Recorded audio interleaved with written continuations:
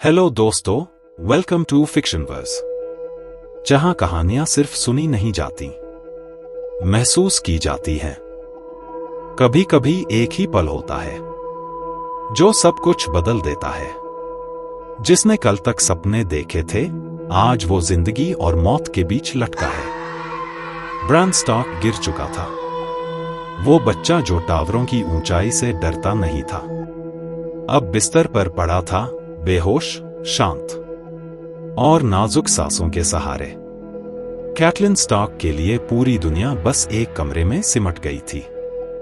वो अब सिर्फ एक मां थी, ना विंटरफेल की लेडी, ना नेड स्टॉक की पत्नी। बस एक मां जो अपने बेटे की हर सांस गिन रही थी। 7 दिन, 7 रातें, बिना नहाए, बिना खाए, बिना बोले, वो बस वहां बैठी रही। ब्रान की हर सांस उसे जिंदा रखती थी और हर पल डराती भी थी कि अगली सांस शायद आखिरी हो। बाहर की दुनिया बदल रही थी।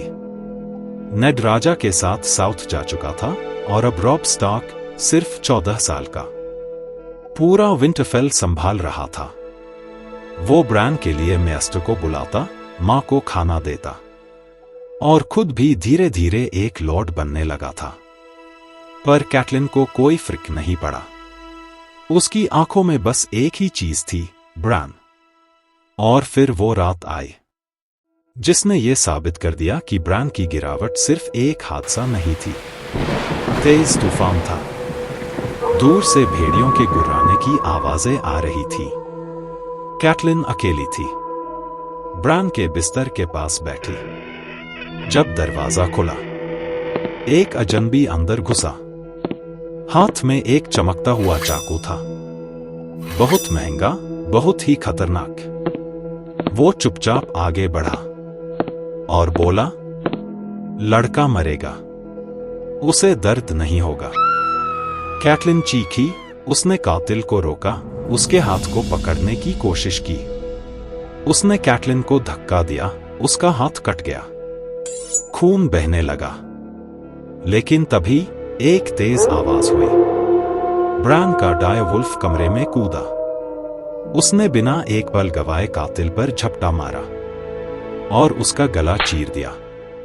कैटलिन कांपती रही, उसका हाथ लहूलुहान था, पर वो समझ चुकी थी ब्रान को गिराया नहीं गया था, उसे मारा जा रहा था। क्यों? किसने भेजा उस कातिल को? क्यों एक मासूम बच्चे को मारना चाहते थे? उसी वक्त उसने ब्रान की आखिरी यादें सोची।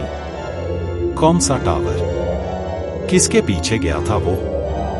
उसे लगा शायद ब्रान ने कुछ देख लिया है, कुछ ऐसा जो नहीं देखना चाहिए था। और तभी वो चाकू देखा गया, वैलेरियन स्टील का, बहुत महंगा।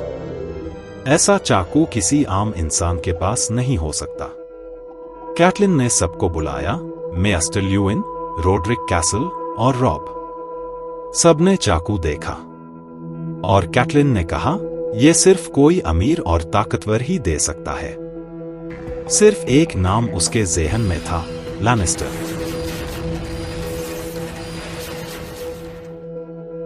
वो जानती थी यह साजिश है। जॉन एरन की मौत और अब ब्रान की कोशिश।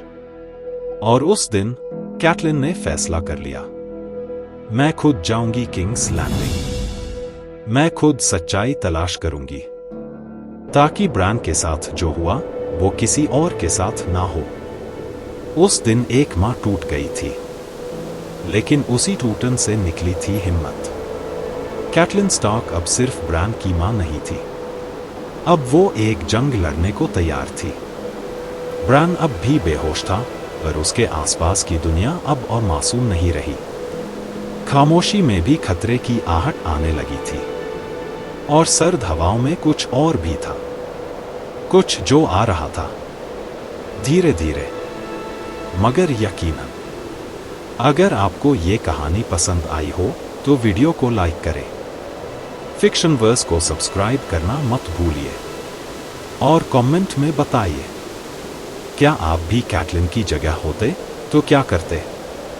फिर मिलेंगे एक नए चैप्टर के साथ, जहां हर कदम एक रहस्य की ओर बढ़ता है।